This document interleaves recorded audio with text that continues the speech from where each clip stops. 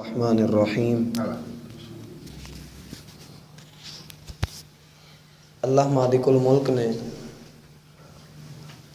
ہر انسان کے پاس اپنی بے شمار نعمتیں رکھی ہیں،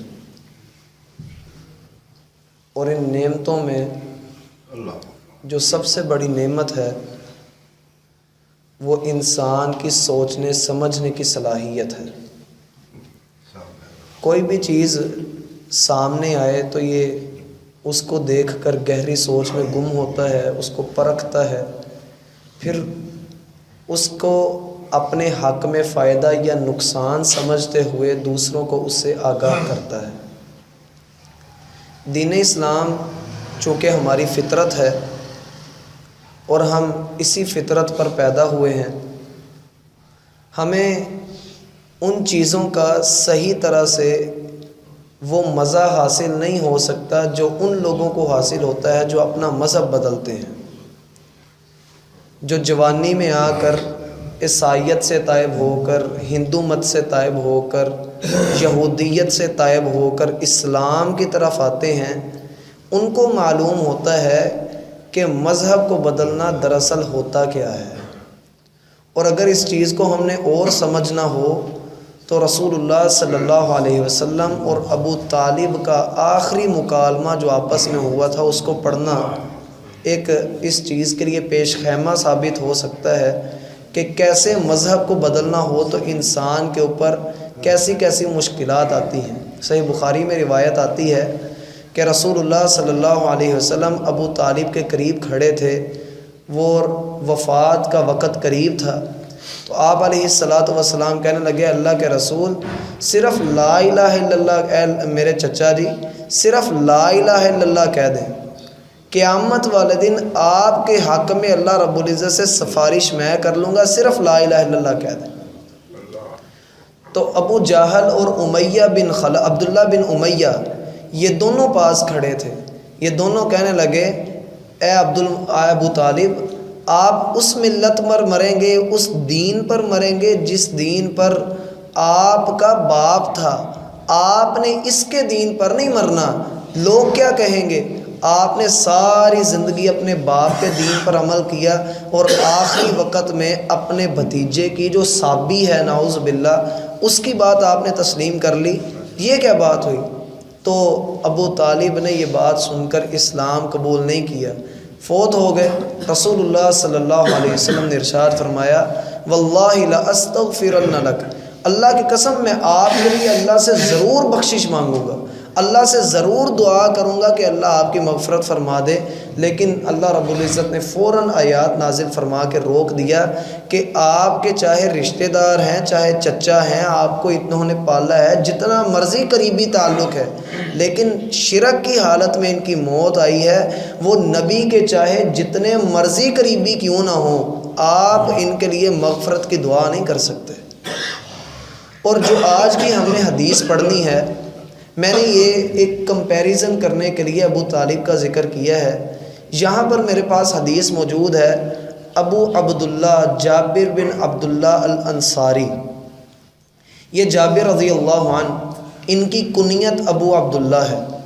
کنیت سمجھ لیں اس طرح ہوتی ہے، مثال کے طور پہ میرا نام اسامہ ہے، میرے والد صاحب کا نام اجاز ہے، تو میرے والد صاحب کی کنیت یوں ہوگی ابو اسامہ، یہ اسامہ کا باپ ہے۔ اسی طرح جس بھائی کا نام ہے اس کے والد کے نام کے ساتھ، یعنی اس کے نام کے ساتھ ابو لگا دیں تو یہ اس کے والد کی کنیت بن جائے گی، اس کو کہتے ہیں کنیت۔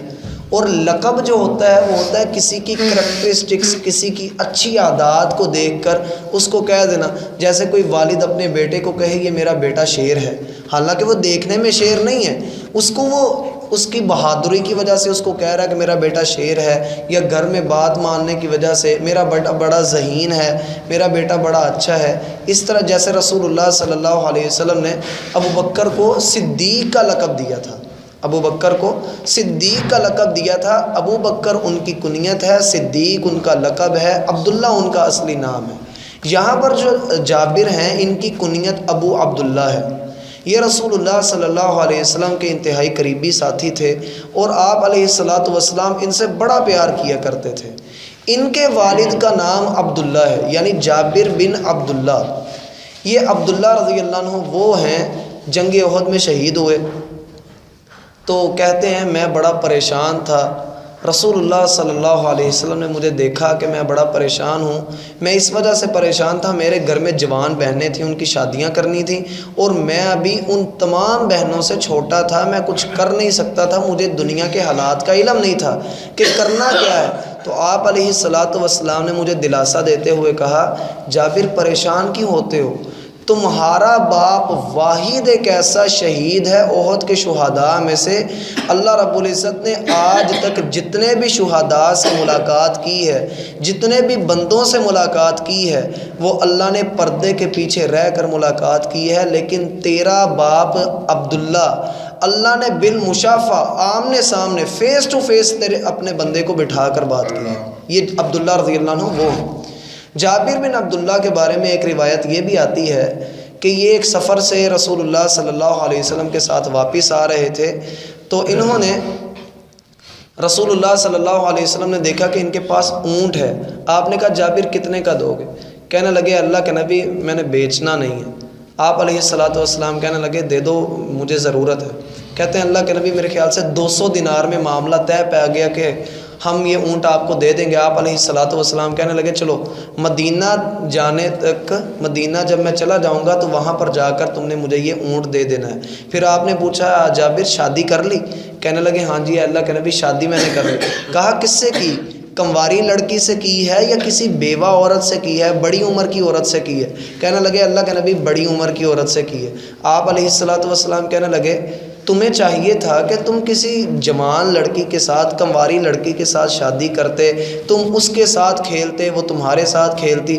تو کہنے لگے اللہ کے نبی دل تو میرا بھی کرتا تھا، لیکن گھر میں جوان بہنیں ہیں تو ان کی تربیت کے لیے کوئی پاس ہونا چاہیے تھا، اس لیے میں نے بڑی عمر کی عورت سے شادی کر لی کہ اس کا تجربہ ہے۔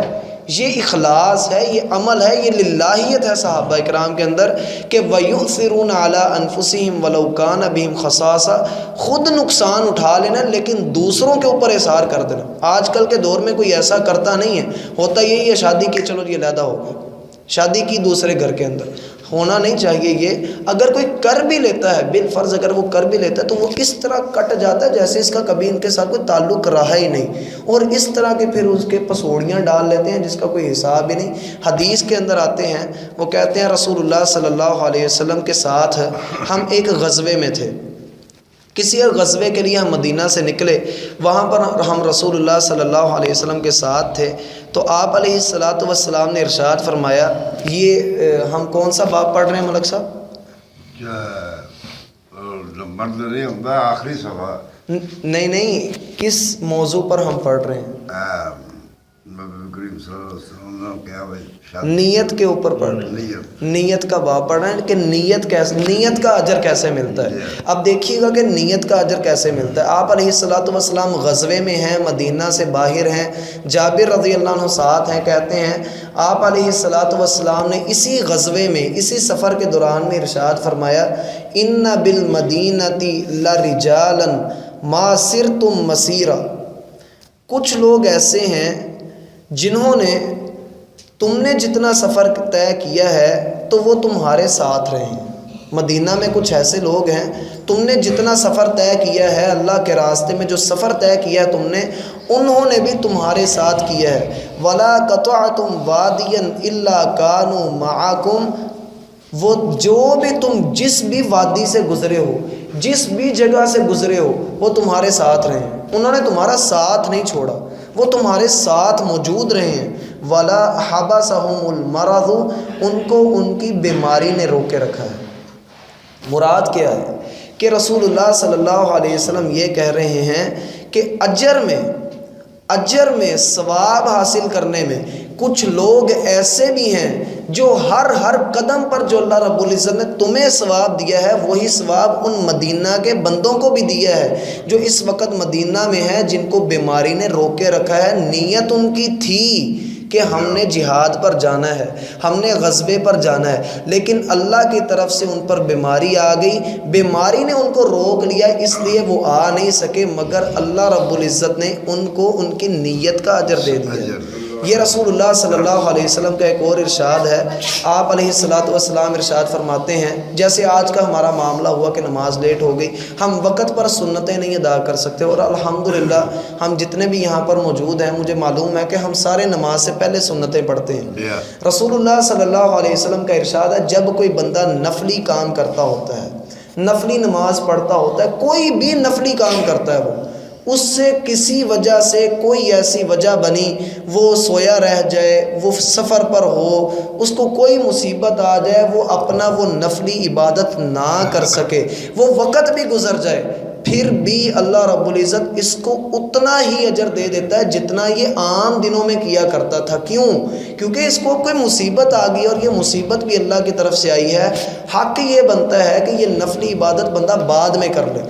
سیدہ عائشہ سے مروی ہے، آپ علیہ الصلوۃ والسلام کی رات کی نماز، تہجد کی نماز جب رہ جایا کرتی تھی تو آپ اگلے دن کھڑے ہو کر 12 رکعات ادا کیا کرتے تھے علیحدہ سے، کہ رات کی نماز میری رہ گئی ہے، اب میں نے یہ پڑھنی ہے۔ اسی طرح لوگ مسئلہ پوچھتے ہیں، فجر کی سنتیں ہم سے پہلے رہ گئی ہیں، ہم کیا کریں؟ تو نماز کے بعد پڑھ لو، اس کے اندر حرج ہی کیا ہے؟ وہ جو شرط لگائی جاتی ہے سورج نکلنے پر ہی پڑھنی ہے، تو ایسی حدیث ابھی تک مجھے تو نہیں ملی۔ وہ ماسٹر صاحب کہتے ہیں ان کا موقف ہے کہ نہیں، جو ہے اثر فجر اشراق کے ٹائم کے ساتھ پڑھنی ہے، مجھے وہ حدیث نہیں ملی۔ یہی علماء سے سنا ہے اور پڑھا بھی یہی ہے کہ بندے کی اگر کوئی رکعت رہ جائے، کوئی نماز اس کی رہ جائے، تو وہ نماز کے بعد کھڑا ہو کر اپنی سنتوں کو پورا کر لے، تو اس کے اندر کوئی حرج نہیں ہے۔ پھر ایک اور روایت کے اندر آتا ہے، الا شرکوکہم فی الاجر، کہ وہ تمہارے ساتھ اجر میں شریک رہے ہیں۔ اسی طرح بخاری شریف کے اندر ایک روایت آتی ہے اسی حوالے سے، سیدنا انس رضی اللہ عنہ سے مروی ہے، اور یہ انس رضی اللہ عنہ وہ ہیں جو تھک تو نہیں گئے؟ انس رضی اللہ عنہ وہ ہیں جنہوں نے رسول اللہ صلی اللہ علیہ وسلم کی 10 سال خدمت کی ہے، اور کہتے تھے کہ میں رسول اللہ صلی اللہ علیہ وسلم مجھے کسی کام بھیجا کرتے تھے، میں آگے سے کسی اور کام لگ جاتا تھا۔ ایک دن ایسے ہوا، اللہ کے نبی نے مجھے کہا کہ انس فلاں بندے کو بلا کر لاؤ، تو میں نے کہا میں کوئی نہیں جانا۔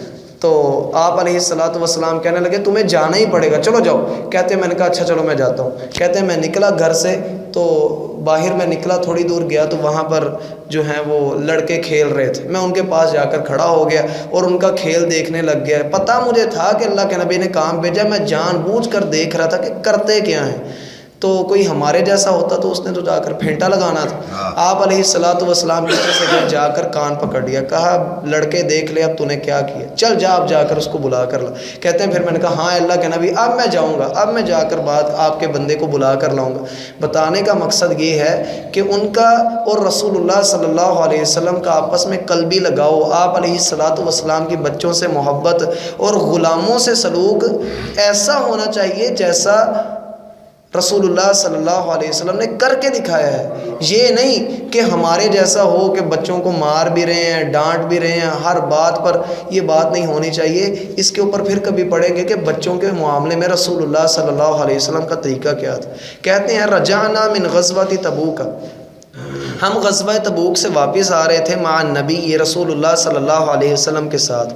فقال آپ علیہ الصلوۃ والسلام نے ارشاد فرمایا، ان اقواما خلفنا بالمدینہ، کچھ لوگ ایسے ہیں جو مدینہ میں رہے ہیں، ما سلکنا شعبا، انہوں نے ہمیں کسی بھی وادی میں نہیں چھوڑا، کسی بھی وادی میں انہوں نے نہیں چھوڑا، ولا وادین الا وہم معنا، کوئی بھی گھاٹی ہو کوئی بھی وادی ہو وہ ہمارے ساتھ رہے ہیں، وہ ہمارے ساتھ رہے ہیں۔ حبسہم العذر، ان کو کسی تکلیف نے کسی عذر نے ان کو روک لیا ہے، یعنی بندے کے اوپر کوئی بتانا یہ چاہ رہے ہیں ان دونوں حدیثوں میں، جب بندے کے اوپر کوئی مصیبت آ جائے، کوئی اس کے اوپر تکلیف آ جائے، اور وہ کام کرنا بھی چاہتا ہو تو اس کو اتنا اجر مل جاتا ہے۔ شرط یہ ہے کہ بندے کی نیت خالص ہو، اجر حاصل کرنے والی نیت ہو۔ دونوں حدیثیں بخاری شریف کی ہیں، اور جب تک بندہ اس طرح عمل کرتا رہتا ہے اللہ رب العزت اس کو ثواب سے نوازتے رہتے ہیں۔ شرط یہ ہے کہ بندہ اس کو اپنی روٹین نہ بنا لے کہ چلو جی اس طرح تو اجر ملتا ہی ہے، میں گھر میں رہ لیتا ہوں مجھے مصیبت ہے، یہ کام نہیں۔ بندہ مسلسل کبھی کبھی ایسا ہو جائے تو ٹھیک ہے۔ اللہ رب العزت سے دعا ہے اللہ ہمیں سمجھنے اور عمل کرنے کے توفیق عطا فرمائے۔ وما توفیقی